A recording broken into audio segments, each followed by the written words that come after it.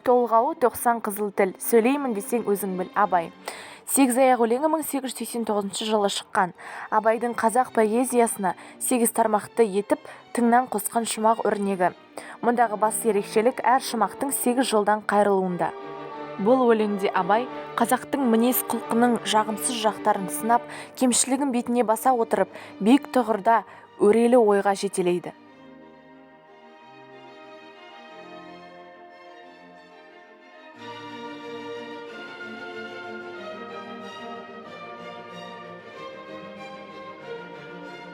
Абайдың шығыс классиктерімен арақатынасын Мұхтар Әуезов екі кезеңге бөлген еді. Осындағы екінші кезеңге Масқұт поэмасы жатады.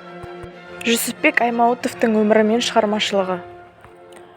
Оның жастайынан арабша хат тану, оқу үйренген. Керекудегі 2 класты орыс қазақ мектебінде тиіп, қашып оқыды. Бір жағынан бала оқытып қаражат табады. Алғашқы білім алуы 1907 жылы бастап Баянауылдағы орысша қазақша 2 кластық мектебінде, Керекудегі қазыналық ауыл шаруашылық мектебінде оқыды. Жүсіпбек Аймауытовтың Ақбілек романы.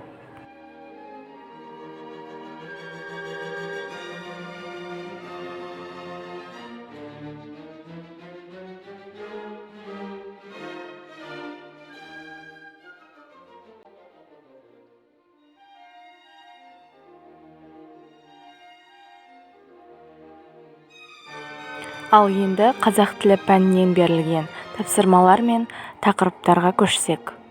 Сәлеметсіздер ме? Сіздермен Жанатлеу Амина, 1-ші курс студенті.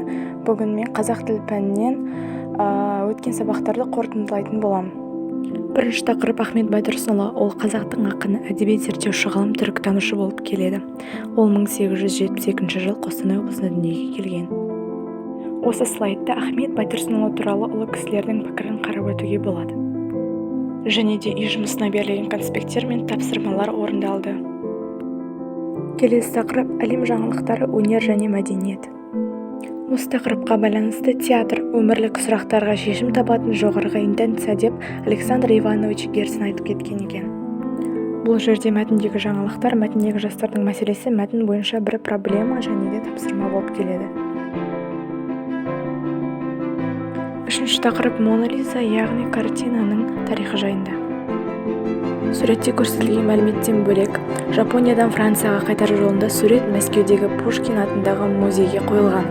Бұл сапарлар суреттің жетістігі мен даңқын нығайта түсті. Бұл жерде мәңгілік ел идеясы туралы конспект. Және де қосымша тапсырмалар мен қазіргі қоғам құндылықтары жайлы шығарма.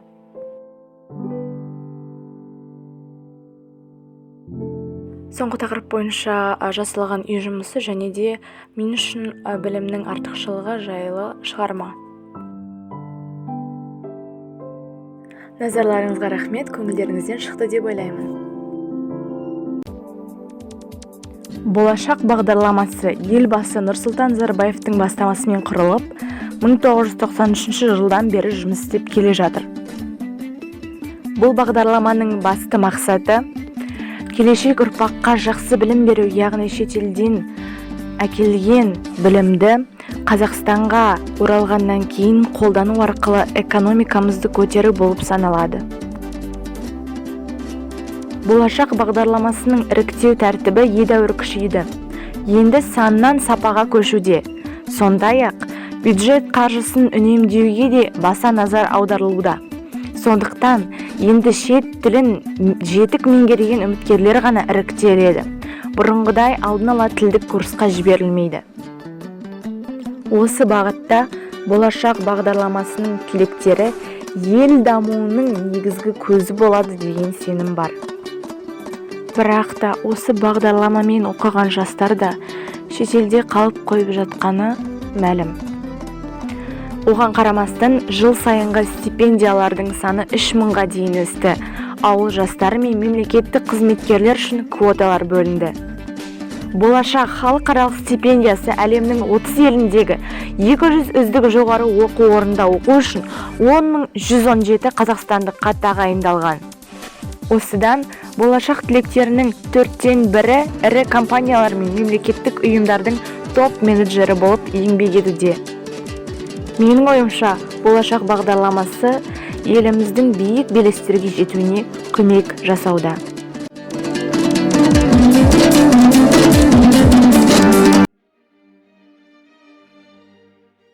Кітап дегеніміз алдыңғы ұрпақтың артқы ұрпаққа қалдырған рухани өсиеті. Кітап оқудан тыйылсақ, ой ойлаудан да тыйылар едік деген еді Ғабит Мүсірепов. Кітап таңдап, талғап оқи білу, оны түсіну мен түйсіну, алған әсерді өмір қажетіне жарата білу, әрбір адамның білігі мен білімін, пайымы мен парасатын айқындайтын алғашқы шарттардың бірі. Кітап маған тақтан да қымбат деп көрсеткен Шекспир. Бұл сөздерден адамның жан азығы, рухани байлығы кітапта жатыр деген сөз. Сол себепті оны тақтан да жоғары деп санаған. Кітаппен дос болған адамның ой-өрісі кең, тәрбиесінің өзі жан-жақты болып келеді. Тіпті кітап білімнің көзін ашқан және таңытқан болып табылады. Негізінде көптеген ұлттардың келешегі мен тарихы кітапта жатыр.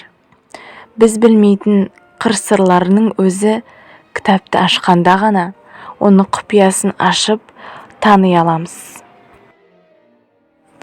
Кітап білім бұлағы, білім өмір шырағы демекші.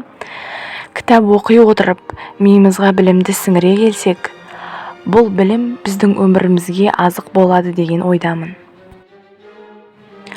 Ұлы Абай жырлағандай, артық білім кітапта, ерінбей оқып көруге дегендей, бар білімнің патшасын кітаптан іздеуге ұмтылатынымызды ұмытпайық.